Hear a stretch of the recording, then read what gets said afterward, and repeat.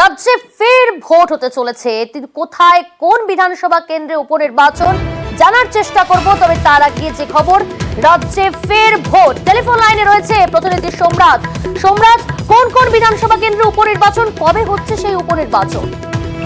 দেখো, আগামী 10ই জুলাই রাজ্যের 4 বিধানসভা কেন্দ্রে উপনির্বাচন হবে। নির্বাচন কমিশনের তরফে বিজ্ঞপ্তি জারি করা হয়েছে। মূলত বাগদা, রানাঘাট, দক্ষিণ, তার সঙ্গে রয়েছে কলকাতার মানিকতলা এবং রায়গঞ্জ। এই 4 বিধানসভা কেন্দ্রে পুনর্নির্বাচন হবে আগামী 10ই জুলাই এবং ভোটের গণনা হবে আগামী 13ই জুলাই।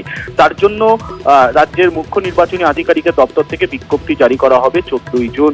রাজ্যের এই 4 বিধানসভার কেন্দ্রের মধ্যে 3 বিধানসভা কেন্দ্রে 3 জন বিধায়ক তারা পদত্যাগ করেছিলেন, সেই কারণে ফের উপনির্বাচন।